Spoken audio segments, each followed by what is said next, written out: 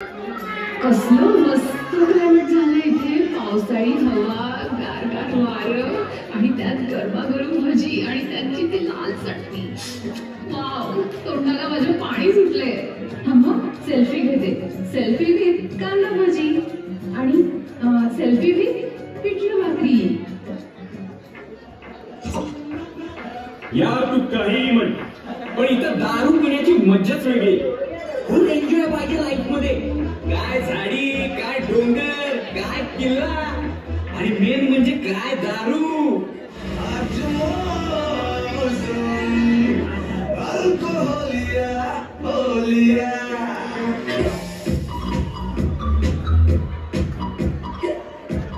अरे तू बरोबर ना यार, काय भारी दिसतंय यार. Cheers cheers. मस्त यार, मज्जा झाली. आज स्पॉट आपल्याला नेहमीचा एकदम फिक्स करूया, एकदम फिक्स. फायनल. प्रत्येक संडेला एकदाच एन्जॉय पाहिजे.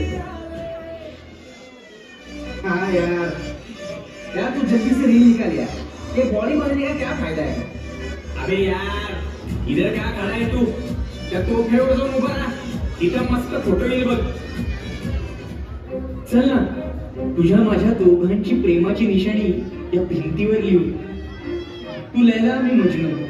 तू हीर, मी रांझा. तू जूलियट, मी रोमियो. पण जसं वासू स्वप्न अजरामर झाले तसं आपण मरायचं नाही बरं का. प्रेम करायचं. Sweet heart, love you.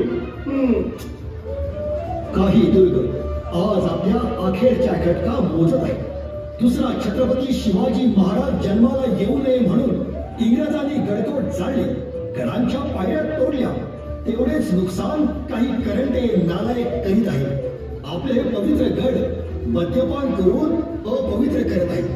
ज्या छत्रपती शिवाजी राजांनी शौर्याने शेकडो किल्ले बांधले, एकालाही आपल्या पूर्वजांचं नाव दिलं नाही, त्याच गडांच्या भिंतीवरती आपलं नाव लिहून भिंती विद्रूप करणारी पिढी.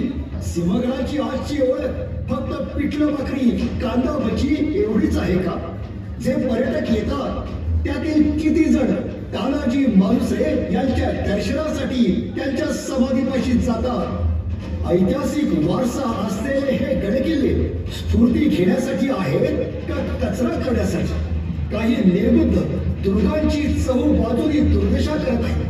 वर्धन आणि बाजींच्या पन्हाळ्याच्या बाजूला हिल स्टेशन सुरू झाले, इतके की तेथे आता हनीमून पॅकेज चालू झाले आहे आणि अतिक्रमणाच्या जगात हरवलेला दिसतो.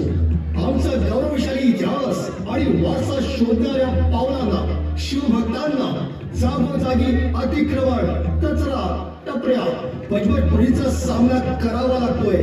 या साऱ्या दुर्दशेला जबाबदार आपलेच आजचे सोकॉल्ड कृतज्ञ नालायक आहे.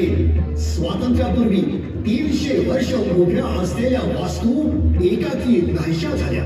पुरातत्व खात्याच्या हवाल्यानुसार बहुधा त्या वादळ, पाऊस किंवा पुराने खाऊन टाकल्या. विजयदुर्गाचा तट असाच कोसळला. विशाळगडाचा दरवाजा ठासळला. लोहगडाच्या दरवाजाला तडे गेले. परांडा किल्ल्यातील तोफ कापून पळवली. कुठे इमारती कोसळल्या, कुठे तलाव बुजले, कुठे शिल्प भंगली. अनमोल शिलालेख गायब झाले. बहुधा हे सारे निसर्गानेच घडवले. गडकिल्ल्यांच्या बुरुजांमधून जंगली वृक्ष, झाडे झुडपे इतकी वाढलेली आहेत की ते दुरुस्त होणे अवघड आहे. याला जबाबदार कोण? प्रत्येक शिवभक्ताकरता हे गडकिल्ले तीर्थक्षेत्र व धारातीर्थ आहे. गडकिल्ल्यांच्या मातीची पूजा करणारी आणि संवर्धन करणारी तरुण पिढी हे खरे महाराजांच्या विचारांचे मावळे.